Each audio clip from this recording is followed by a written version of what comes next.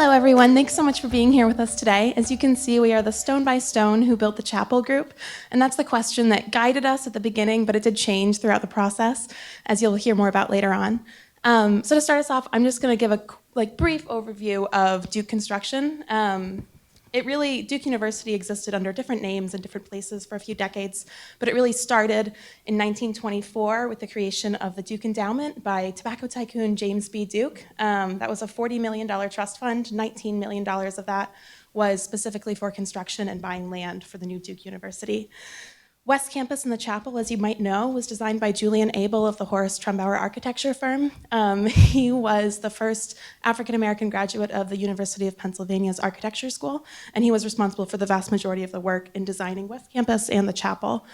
So in 1925, J.B. Duke passed away, and he left an additional $67 million, and that's really when construction really got going, as you can imagine. So East Campus was built from 1925 to 27, West Campus from 27 to 30, and then the chapel from 1930 to 1932. In addition to this overview of Duke history, it's also important to place it in the context of American history. So we often think of the Great Depression as starting after the stock market crash in 1929, but in parts of the rural South, it really set in much earlier. By the mid-1920s, large parts of the South were already hurting, and North Carolina was definitely part of that. In addition to that, this is also firmly within the era of Jim Crow, and that's something that we see very much just within us, like what we've seen as researchers. There's a big disparity between information available about white workers versus about black workers. Census records and everything are very skewed. Additionally, the data we've pulled from those records, on average, black construction workers at Duke were paid 14 cents less by the hour than white construction workers. That doesn't sound like a lot, but adjusted for inflation, that's about $2 an hour less. So that was just something that we need to keep in mind as we're progressing through this. So we're just going to walk us through some of the spotlights of what we've researched over the course of the summer and kind of try to show that we've done a lot of different things throughout the summer. So. Right, and this is the South in the late 20s and early 30s, and so that's going to materialize in a number of different ways. First of all, we're going to see a lot of transients with these workers. We look through ledgers, and so a name will pop up for 1 week and then be completely gone the next week. Maybe he'll just work 17 hours and then disappear. We can also see there's no safety regulations in this state. We're working on roofs up here, and there's no harnesses, there's no hard hats. They just have fedoras on. That's what they're, it's completely unsafe. And because of that, we saw 2 deaths during the construction of West Campus and during the chapel. So one was a foreman and the other one was a bricklayer. And we're also going to see like 60, 70-hour work weeks. We're going to see a worker, one worker in particular worked 3 days in a row, 17 hours a day, and then he would work 2 more days for 12 hours a day. We're also going to see that black workers bore the brunt of this economic turbulence. They're making 68 cents on the dollar to their white counterparts while working 3 more hours a week on average. So another aspect of our research was interviewing descendants of chapel workers, one of whom was named Joe Cohn, a 76-year-old man still living today in Durham. His father was Elijah Alexander Cohn, better known as Shorty. Shorty was from Faith, North Carolina, right outside of Salisbury, and he did stone cutting work all across the South, from construction project to construction project, until he ended up here in Durham to work on the chapel.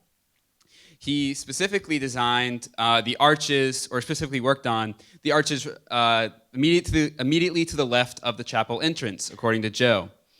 After the chapel was finished, however, he stayed in Durham and stayed in his mill house right off of East Campus, continuing to raise his family and work on construction projects for Duke's campus. Unfortunately, he contracted tuberculosis and was sent to a tuberculosis sanatorium in Durham, where, get this, they removed half of his ribs in a surgery. We're not kidding, half of his ribs. And what's even more bonkers is that after they removed his ribs, he kept working, as Joe told us. So pretty incredible. But what we also really loved about doing these interviews is we got to learn a lot about the interviewees themselves, especially Joe, who we like to call the Forrest Gump of Durham because he's been here, he's lived here his whole life, he's seen it all, he's done it all. He sold peanuts at Duke football games. He was part of the first racially integrated high school classes here. He worked at Liggett and Myers Tobacco Company for environmental protection, and he raised his family here and still lives here to this day. He even feeds deer from his backyard with loaves of bread, which is incredible. And he really, to us, Joe really embodies what the chapel construction means to people outside of Duke students who get to admire it every day. Another thing that we investigated in part of our research was we got a tip from someone that said that stonemasons came from the town of Valdez, North Carolina, which is just in the foothills of the mountains, and that seemed pretty remarkable to me. So I reached out to the director of the town's Heritage Museum, and there were 24 stonemasons who came from Valdez to Durham to build the chapel. This becomes even more remarkable when I learned a little bit more about the history of their town. The history of Valdez, and they're called the Waldensians that live there, begins in the Italian Alps in 1190, when a group of people started worshiping and believing differently than the Catholic Church allowed, and they were brutally persecuted for several centuries afterwards. There's stories that soldiers one time came upon them worshiping in a cave in secret in the woods, and they set the cave on fire, and when the worshipers ran out, they killed them off one by one. And so there's dozens of stories of like that, just centuries of persecution. In the mid-1800s, the Waldensians got religious freedom, and some of them decided to start anew in a new part of the world and set up a community in Burke County, North Carolina, which is just such a crazy connection.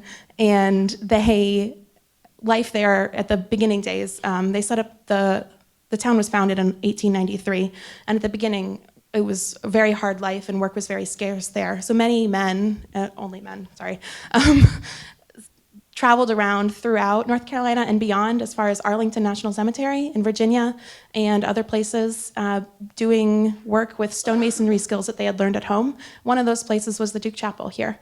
So that was something that was just so fascinating to learn throughout our research. Yeah.